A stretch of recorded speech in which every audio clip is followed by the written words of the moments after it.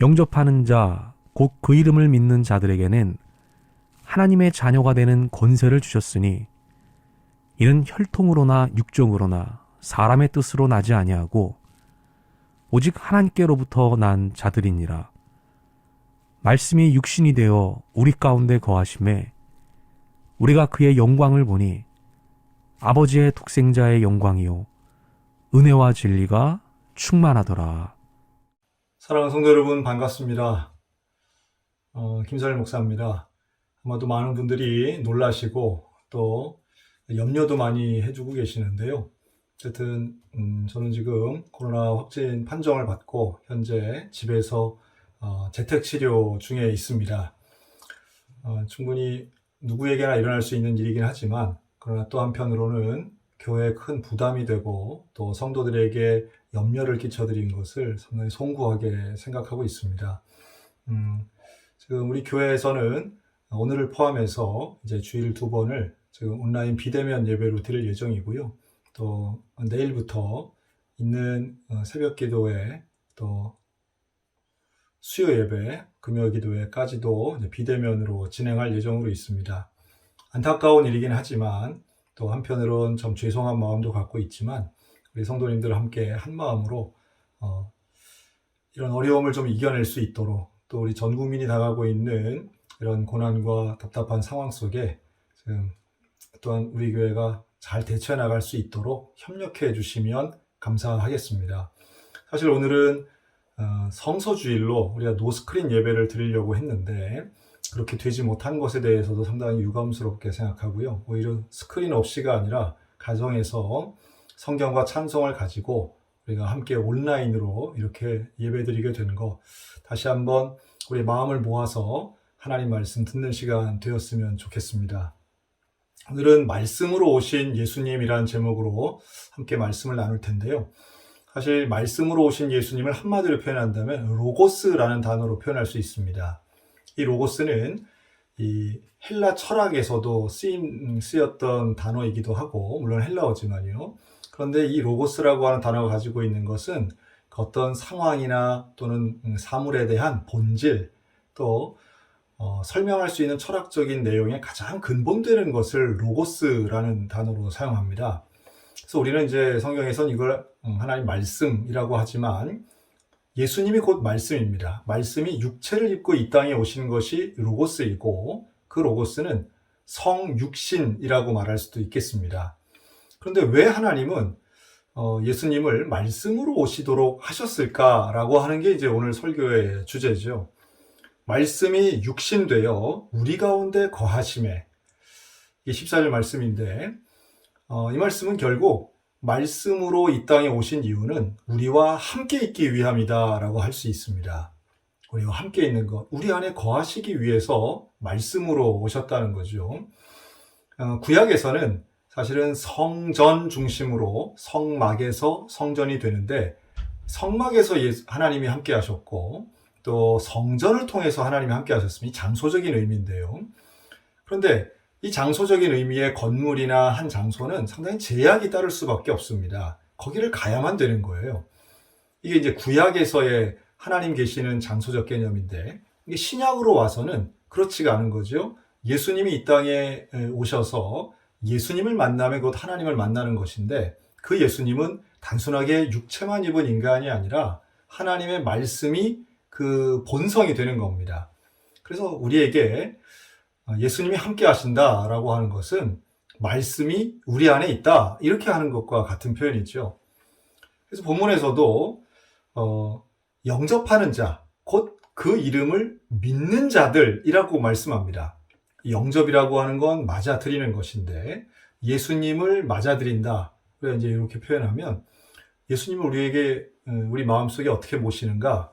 말씀을 믿는 것이 우리의 마음속에 예수님을 맞아들이는 일입니다. 이게 제가 어릴 때부터 영접이라고 하는 단어 우리가 일반 생활에서 잘 안 쓰기 때문에 예수님을 영접했다. 이게 잘 이해가 안 되고 마음으로는 좀 어려운 나는데 실제로 예수님을 영접한다는 게 뭘까? 예수님 만난다는 게 뭘까? 되게 궁금했던 적이 있었거든요. 이게 감정의 영역, 이성의 영역, 또 우리의 영적인 영역, 이 세 가지 모두에서 예수님을 받아들이는 겁니다. 근데 그러기 위해서는 실제로 우리는 육체를 갖고 계신 예수님 보는 게 아니기 때문에 예수님의 그 말씀, 로고스를 믿는 거죠. 성경에 있는 말씀을 믿는 것이, 예수님에 대한 말씀을 믿는 것이 예수님을 내 마음에 영접하는 일이다 라고 하는 거예요. 영접하는 자, 곧 그 이름을 믿는 자들에게는, 그 믿음이 영접인 거죠. 예수님을 믿는 겁니다. 예수님이 이 땅에 오신 것을 믿는 것이고, 또 예수님이 나의 죄를 대신해서 십자가에 달린 그 말씀을 믿는 것이고, 예수님이 3일 만에 부활하셨다는 말씀을 믿는 것이고, 예수님이 다시 부활하신 그 예수님이 승천하셨다는 말씀도 믿는 것이고, 또 이제 앞으로 예수님이 다시 이 땅에 오실 것이라고 하는 성경의 말씀을 믿는 것, 이게 바로 예수님을 영접하는 일입니다. 사랑하는 성도 여러분, 예수님의 복음을 믿음으로, 말씀으로 오신 예수님을 믿음으로 내 안에 예수님을 영접하는 역사가 있기를 주님의 이름으로 축원합니다. 두 번째로는 예수님이 우리를 통해 깨닫게 하시려고 말씀으로 오셨다라고 볼 수 있습니다. 첫 번째는 우리 안에 거하시려고, 우리와 함께 하시려고 말씀으로 오신 거고요. 두 번째는 우리를 깨닫게 하시려고. 왜냐하면 성경은 문자로 되어 있습니다. 말씀은 하나님 우리에게 명확하게 주신 이 말씀은요, 우리가 그것을 읽음으로, 또 때로는 공부함으로, 묵상함으로 깨달음을 갖게 됩니다. 상당히 중요한데, 진리는 변하지 않습니다.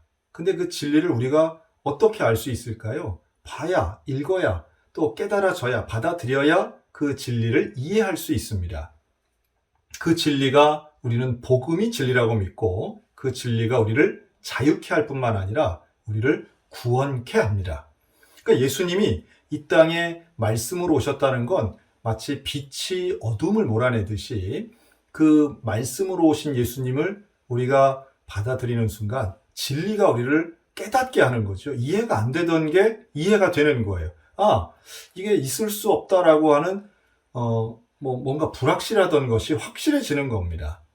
그래서 이걸 받아들이는 통로는 믿음밖에 없는데요.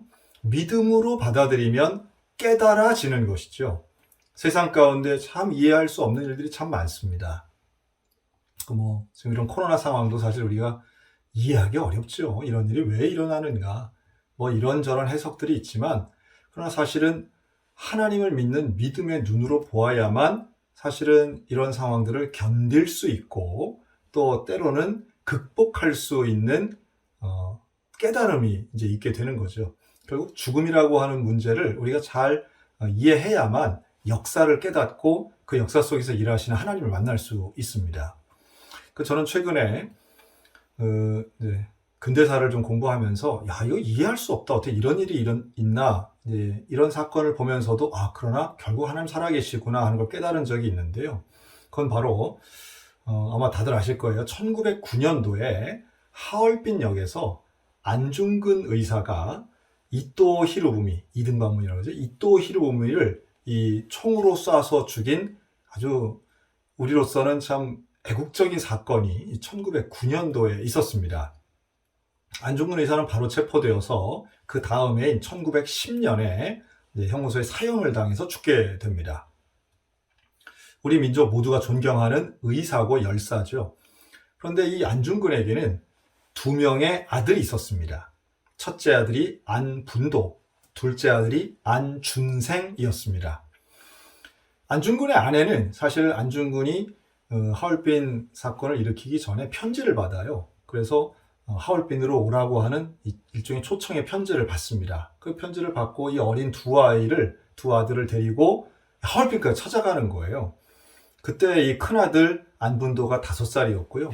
둘째 아들 안준생이 3살이었습니다. 그러니까 어린 두 아들들을 붙들고 그 하얼빈까지 찾아갔는데, 이미 도착했을 때는, 그리고 거기 써준 그 주소를 찾아갔을 때는 안중근 의사가 이미 거사를 치른 직후였습니다. 그래서 그 찾아간 주소에서 마치 그 숨어있던 경찰들에게 바로 잡히게 되고요. 안중근의 아내와 두 아들은 옥살이를 하게 됩니다. 긴 시간 있었던 건 아니지만 그곳에서 이제 나온 이후에 사실은 정말 얼마나 어려운 삶을 살았는지 몰라요. 그 일제 치하의 감시도 받게 되고 경제적으로도 궁핍한 생활을 하게 됩니다. 물론 당시에 이 독립운동가들이 이 그 새 모자를 도와주기는 했지만 그 지속적으로 도와줄 수 있는 상황이 아니었던 거죠. 일제가 감시를 하니까. 근데 그런 가운데 몇 년의 세월이면 중국에서 이 새 모자가 살고 있다가 큰아들 안분도가 이제 죽임을 당하게 됩니다. 상당히 가슴 아픈 일인데요. 그리고 우선 세월이 흘러서 1939년이 됐는데 이 1939년도에 어떤 일이 있었냐? 1909년도에는 하얼빈에서 총을 쏴 죽인 사건이고요. 30년이 지난 1939년에 일제가 서울 장충단 지역에 절을 하나 세워요. 근데 이 절에 이름이 뭐냐면 박문사였습니다. 이등방문을 기념해서 세운 절이에요. 그래서 이름이 박문사입니다. 근데 이 절을 일종의 이제 절을 다 짓고 이 개막식을 하는 날이었던 겁니다. 근데 그 개막식에 누가 나와서 축사를 했냐면 하얼빈에서 죽은 그 이토 히로부미의 아들이 그 자리에 나와서 축사를 한 거예요. 그러니까 뭐 이제 사람들이 많고 막 축제 분위기였죠. 그런데 바로 그 자리에 또 누가 나왔느냐 하면 이 안중근의 둘째 아들 안준생이 그 자리에 있었습니다. 그리고 그곳에서 이토 히로부미 아들 앞에 무릎을 꿇고 그리고 사죄를 하고 용서를 구하는 참 우리로서는 정말 낯선 장면이 발생하는 거죠. 그리고 그것이 당시의 신문에 사진이 실리게 됩니다. 이등방문의 아들 앞에 무릎을 꿇은 안중근 의사의 아들의 모습은 당시에 많은 사람들을 흥분시켰습니다. 일본 사람들에게는 야, 우리가 이겼구나 라고 하는 마음이 있었고요. 당시에 김구 선생은, 백범 김구는 그의 백범 일지에 그런 글을 썼죠. 안준생을 죽여야 된다. 저 안중근의 아들이지만 변절자인 저 안준생을 그대로 두면 안 된다. 이런 취지의 글을 백범 일지에 남기기도 했습니다. 저는 그 장면이 상당히 이해가 안 됐어요. 아니 왜 저럴까? 안중근의 아들이 왜 저기서 저런 치욕스러운 모습을 가져야 됐을까?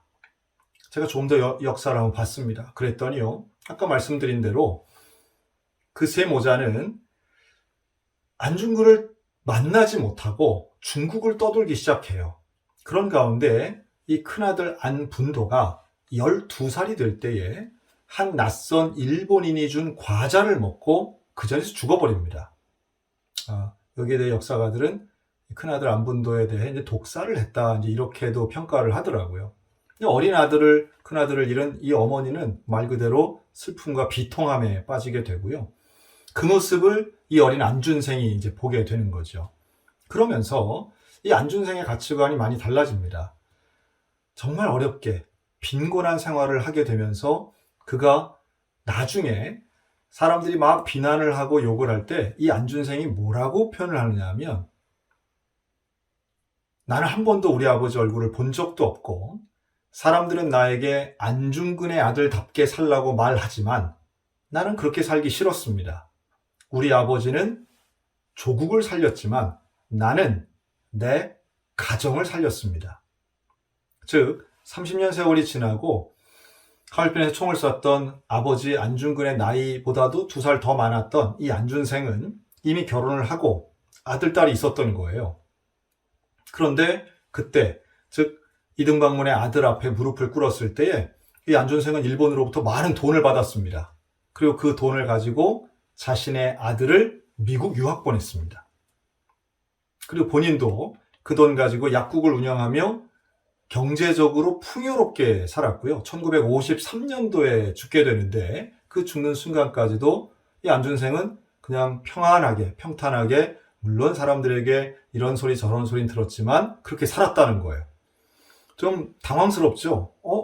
야, 그 변절자의 삶이라는 모습도 있지만 또 한편으론 야, 참 불쌍한 어린 시절과 유년 시절, 독립운동가 자손이 어떤 면에서는 참 좀 애잔한 마음이 드는 비참함이 있구나 하는 생각이 듭니다.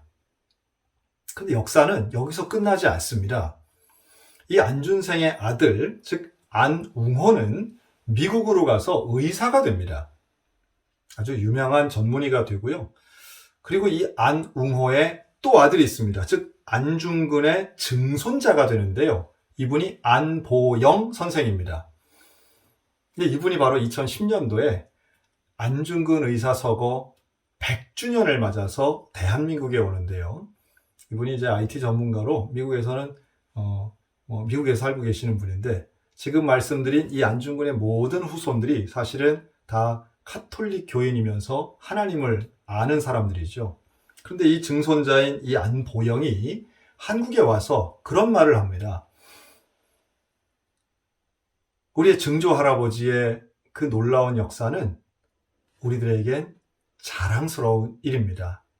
또 우리의 할아버지의 그런 역사도 우리는 받아들이고 있습니다. 어떤 면에선 민족의 비참한 그 일제강점기 시절에 있었던 일들이면서 한 장면만 놓고 보면 잘 이해가 안 되지만, 긴 통시적이라고 그러죠. 역사적인 눈으로 보면 와, 하나님이 그 가운데 역사하시는구나 라고 하는 것을 깨달을 수가 있습니다. 왜냐하면 하나님은 우리 민족에게 광복을 주셨고, 가장 어렵고 힘든 바로 그 순간 우리 안중근 의사가 꿈꿨던 그런 나라, 해방된 나라, 주권의 나라, 힘 있는 나라가 되었고, 또 그의 아들 안준생이 안타깝게 여겼던 그 빈곤과 가난의 굴레에서 우리 대한민국이 벗어나는 은혜도 일어나더라는 거죠. 개인의 슬프고 비참한 역사도 분명 안타까운 일이지만, 또 한편으로 본다면 하나님은 그 역사 속에서 일하고 계시고, 그리고 우리에게는 진리 되신 하나님의 말씀이 깨달아지는 은혜가 분명히 있다라고 저는 믿습니다. 우리가 인생을 살다 보면 이해 안 되는 일 참 많습니다. 하나님 계시는데 이게 왜 이렇게 되지? 하나님 공의로운 분이시라는데 왜 이런 일이 이렇게 되나? 또 아마 혹시 어떤 분들은 다른 사람 몰라도 어떻게 목사님이 저렇게 확진이 되나? 뭐 이런 분 계실 수 있다고 봅니다. 그러나 또 한편으로 본다면 한순간 한 장면씩은 이해가 안 될지 몰라도 이것이 결국 시간이라고 하는 하나님이 일하시는 통로를 놓고 본다면, 하나님은 여전히 살아계시고, 또 하나님은 우리에게 진리가 되시고, 하나님은 우리 모두를 결국 하나님의 나라 가운데로 인도하시는구나, 하나님 나를 참 사랑하시는구나 라고 하는 걸 깨닫는 역사가 말씀으로 오신 예수님을 통해 이루어지게 될 줄로 믿습니다. 우리의 자녀들도 마찬가지죠. 이 시간 함께 예배를 드리는 자녀와 함께 있다면 이거 얼마나 귀하고 감사한 일인지 몰라요. 또 예수님 말씀하십니다. 이 14절에 말씀이 육신이 되어 우리 가운데 거하심에 우리가 그의 영광을 보니 아버지 독생자의 영광이요 은혜와 진리가 충만하더라. 그러니까 하나님이 우리와 함께 하시는 그 말씀으로 임하신 예수님은 부족함이 없는 분입니다. 충만하신 거죠. 그리고 그 충만함은 온전함이라고도 볼 수 있습니다. 우리가 다 그의 충만한 데서 받으니 은혜 위에 은혜더라. 16절 말씀처럼 하나님의 은혜가 우리 성도들과 또 우리 가정 위에 덮어지고 충만하게 흘러넘치게 되시기를 주님의 이름으로 축원합니다. 우리 가운데 하나님 분명히 역사하시고요. 그 하나님은 우리를 온전함으로 인도하십니다. 그래서 하나님 말씀을 읽다 보면 우리 속에 나의 현재 상황과는 상관없이 하나님이 주시는 위로가 넘칠 때가 있어요. 하나님 말씀이 우리를 이렇게 감동시킬 때가 있는 거죠. 그 말씀이 우리를 얼마나 온전한 상황 가운데로 인도하시는지 몰라요. 제가 작년에 우리가 비대면 예배를 드리고, 사실 작년에는 송구영신 예배도 온전히 모이지 못했습니다. 그래서 제가 하나님 앞에 기도하면서 하나님 어떻게 하면 우리 성도들을 좀 위로할 수 있을까요? 라고 생각하다가 내가 말씀을 좀 써서 주면 어떨까 하는 하나님의 어떤 그런 은혜를 받았어요. 그래서 그 작년 12월부터 말씀을 이렇게 카드에다 한 장 한 장 써서 저희가 처음으로 모여서 대면 예배 드렸던 1월 중순에 그걸 나눠드린 적이 있었죠. 그게 이제 올 초였습니다. 그리고 조금 상황이 나아지고 또 우리 강원도가 조금 좋아져서 제가 이제 대신방을 했는데요. 또 신방을 가서 그 가정을 볼 때마다 그런 집들이 계신 거예요. 제가 써드린 그 말씀 카드를 집에 아주 제일 좋은 장소에다 붙여놓고 또 그걸 가지고 말씀을 읽기도 하고 드나들면서 그걸 보시는 분들 생각보다 많으시더라고요. 그러면서 어쨌든 한 구절이라도 계속해서 보면서 은혜를 받기도 하고, 또 어떤 분들은 그 말씀이 저에게 얼마나 큰 위로가 되고 격려가 됐는지 모릅니다라고 저에게 간증해 주실 때 오히려 제가 참 감사하더라고요. 저는 그게 물론 뭐 이렇게 부족하지만 그래도 목사님이 날 위해 써줬다 이런 이제 본인의 개인적인 뭐 감정의 부분도 있겠지만, 중요한 건 말씀의 능력이 있다는 거예요. 그 말씀의 능력은 부족함이 없고 우리를 충만하게 하십니다. 그 말씀을 통해 하나님의 영광을 보고 그 말씀을 통해서 은혜를 깨닫는 거죠. 그러면 그 은혜는 우리를 온전함으로 인도해서 부족함이 없도록 하십니다. 여러분, 이 말씀을 좀 깊이 새기셔서 하나님 말씀 읽는 것에 집중하셨으면 좋겠습니다. 저도 이제 할 수 없이 방에서 이제 계속 있어야 되는데요. 있으면서 저도 말씀을 잘 읽도록 하겠습니다. 말씀 읽고 말씀에 집중해서 하나님의 은혜에 대해 다시 한번 큰 깨달음을 갖는 시간이 되기를 간절히 기도합니다. 아마도 이번 재택치료 기간이 끝나면 저에게도 또 다른 변화가 있으리라고 봅니다. 시간을 어떻게 보낼 것인가, 또 삶의 방향과 또 관계성을 어떻게 할 것인가에 대한 새로운 이해들이 생길 거라고 저는 기대를 하는데요. 뭐 짧은 기간이지만 하나님의 은혜를 구합니다. 그러면서 동시에 기도하는 거죠. 하나님, 우리의 성도들이 정말 말씀으로 오신 그 예수님처럼, 예수님이 이 땅에 말씀으로 오신 이유 3가지라고 그랬어요. 첫째는 우리와 함께 하시려고, 둘째는 우리를 깨닫게 하시려고, 셋째는 우리를 충만하게 하시려고. 그렇다면 예수님과 함께 하는 거죠. 예수님이 말씀을 읽을 때 예수님 우리와 함께 하십니다. 또 말씀을 읽을 때 우리는 이 역사를 지배하시는 그 하나님에 대해 깨닫게 됩니다. 또 말씀으로 오신 그 예수님을 믿을 때에 우리는 충만해지는 거예요. 그 모든 것들을 저도 경험하기 원하고 우리 모든 성도들에게도 경험되어지시기를 주의 이름으로 축원합니다. 또 이 시간 함께 예배드리고 있는 우리의 자녀들, 또 육체의 고통이나 또 외로움 가운데 있으신 분들도 역시 마찬가지죠. 주님이 우리와 함께 하시는 그 온전함이 우리 모두 가운데 함께 하시기를 주님의 이름으로 축원합니다. 아멘.